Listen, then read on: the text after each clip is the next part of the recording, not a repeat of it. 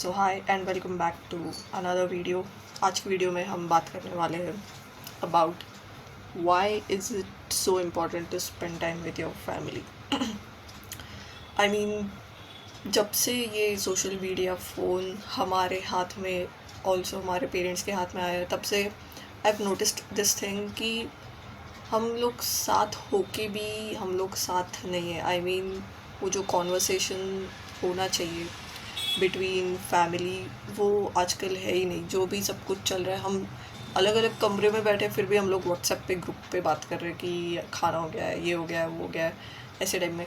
So the thing is कि मैंने तो भी इतने क्लोजली ये सब चीज़ें देखी है। जो मेरे क्लोज़ फ्रेंड्स हैं उनमें से एक दो फ्रेंड्स हैं ऐसे who have like lost their parents, मतलब।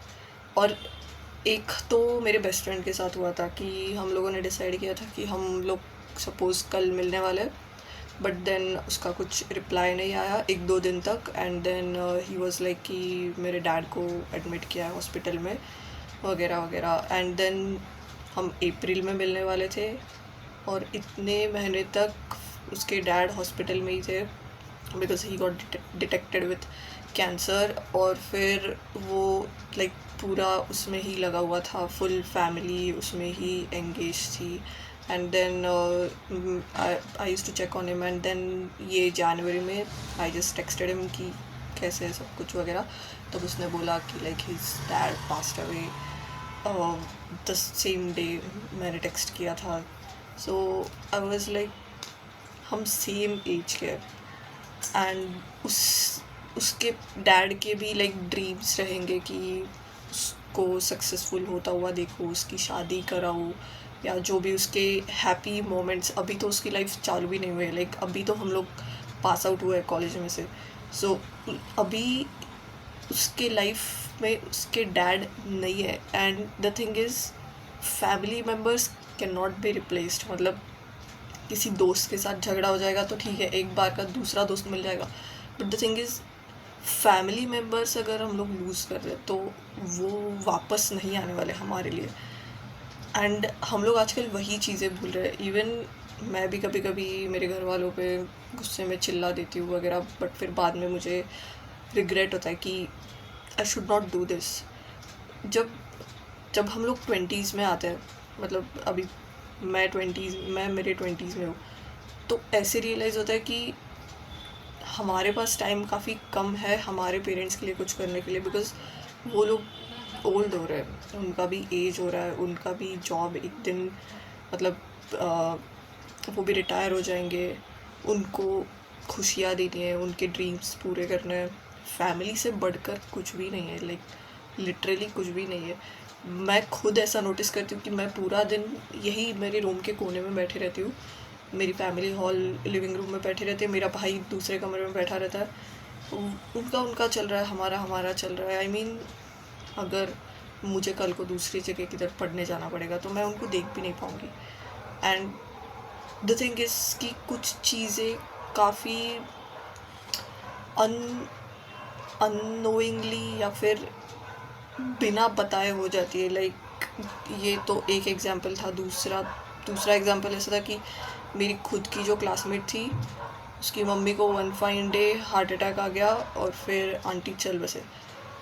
आई मीन उसने ये कभी इमेजिन भी नहीं किया होगा कि वो हॉस्टल पे रहती है और उसकी मम्मी के साथ ऐसे हो गया। मतलब उसको पता ही नहीं कि उसने उसकी मम्मी के साथ लास्ट बार क्या बात की, नहीं पता। और फिर उसको ऐसे कॉल आता है कि ऐसे ऐसे हो गया। वो मोमेंट मैं इमेजिन भी नहीं कर सकती। मतलब आई लिटरली गेट गूज़बम्स जब मैं ऐसे सोचती हूँ कि इसको ऐसे लाइक लाइफ में इसके थ्रू जाना पड़ रहा है और मेरे पास पेरेंट्स है, तो what I can do is at least treat them good.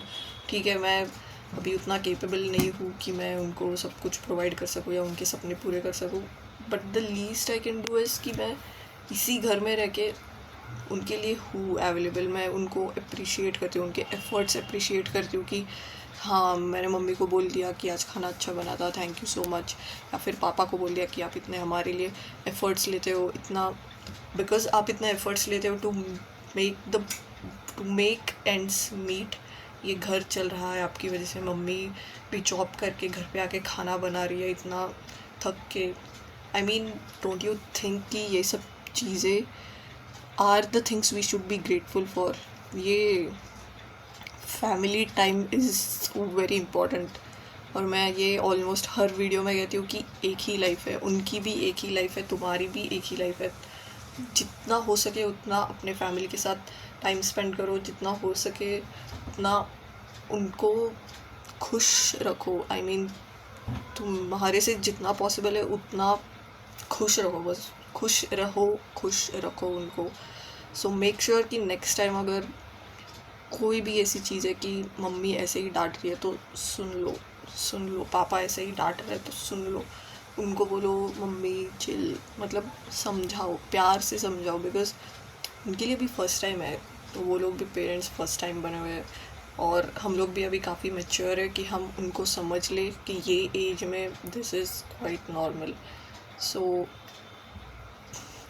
I would like to say कि इस वीडियो का कंक्लूजन यही है कि अपने पेरेंट्स के साथ जितना हो सके उतना टाइम स्पेंड करो। कोई भी खुशी वाला मोमेंट जब भी मुझे दिखता है ना, मैं फटाक से फ़ोन लेके आती हूँ, फ़ोटो खींचती हूँ। ये सब मोमेंट्स कैप्चर करो अपने फैमिली के साथ, इनको दिल से लगा के रखो ऐसे।